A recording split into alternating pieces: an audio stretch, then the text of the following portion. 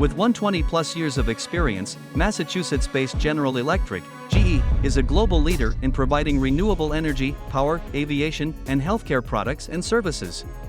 It has been on my list of the globe's top companies for a long time, owing to its admirable capability to reinvent itself and deliver precisely what its customers need.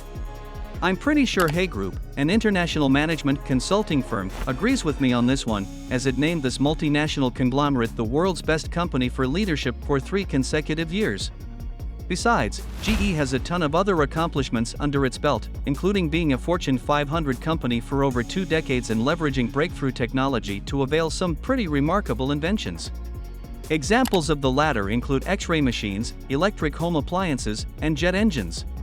If you ask me, GE has played a significant role in shaping the modern world as it is today. The story of GE starts in the late 1880s with Thomas Edison, the legendary businessman who was always captivated by new inventions.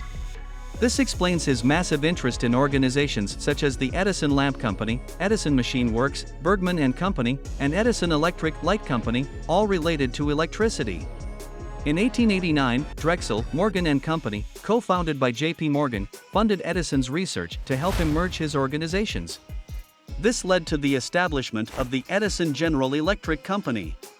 In 1892, Thomson-Houston Electric Company and the latter merged to form the General Electric Company. During its early stages, GE snowballed, opening new factories in the United States and acquiring other enterprises as time passed.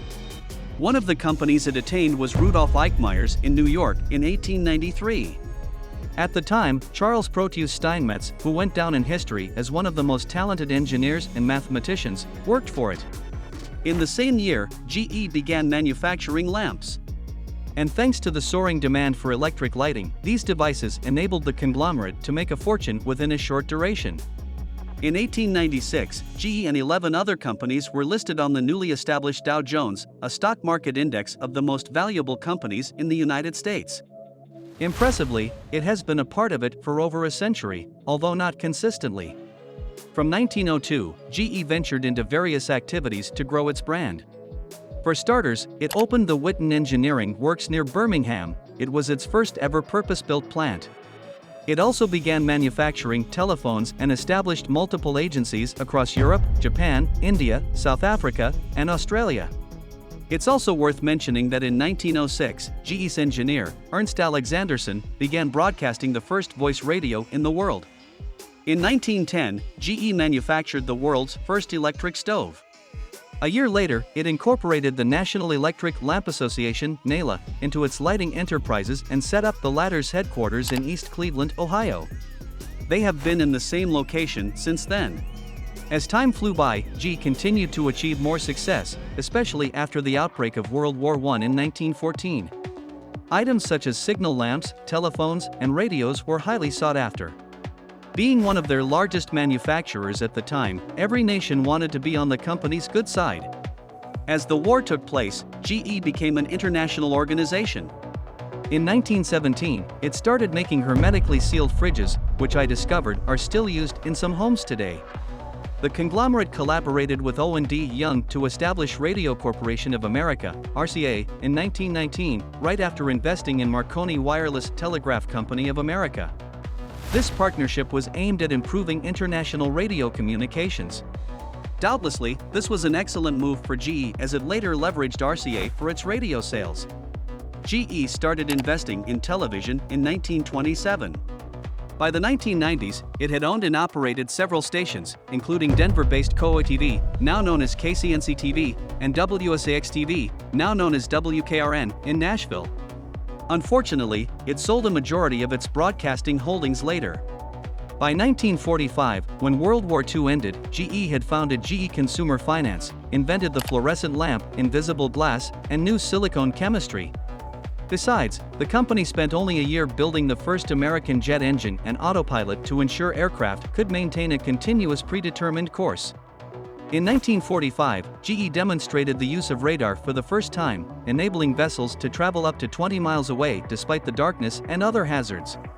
Between 1965 and 2017, the organization established more companies and acquired others to provide TV and power generation services. These include Lineage Power Holdings, 2011, John Wood Group plc's Well Support Division, 2011. Lufkin Industries, 2013 to 2020. Notably, while acquiring some of these organizations, GE has also had to sell some of its properties. A great example is its transportation finance unit, bought by the Bank of Montreal in 2015.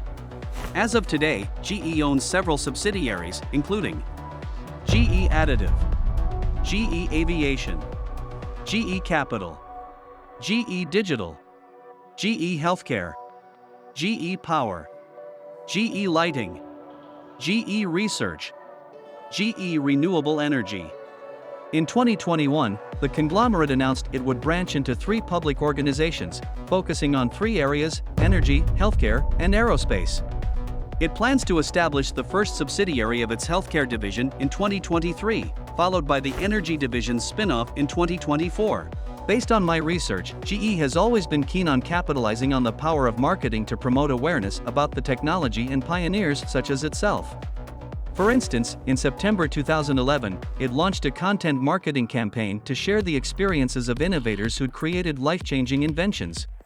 The strategy ran for about 1.5 years and comprised 33-minute clips created by some of the best documentary film directors, including Jessica Yu, Albert Mays-Less, Gary Hustwood, and Steve James. Eventually, the GE Focus Forward short films Big Ideas was launched at the Toronto International Film Festival in 2011. Some of its most popular films were about revolutionary advancements in sectors such as food distribution, energy production, cancer research, and water treatment. Additionally, in 2017, GE revealed that it had partnered with the professional basketball team Boston Celtics to have its logo featured on their jerseys. Since renewable energy is among GE's areas of specialization, I wasn't stunned to learn it's interested in conserving the environment. One of its notable initiatives in this sector is the establishment of Ecomagination in 2005.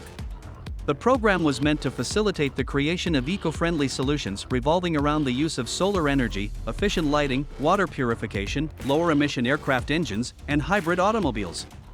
In 2011, GE also contributed to environmental conservation by authorizing the use of Burbank-based eSolar's solar thermal technology and launching its EV solar carport to power vehicles while providing clean energy. Additionally, GE has been involved in various endeavors to enhance power reliability and reforestation.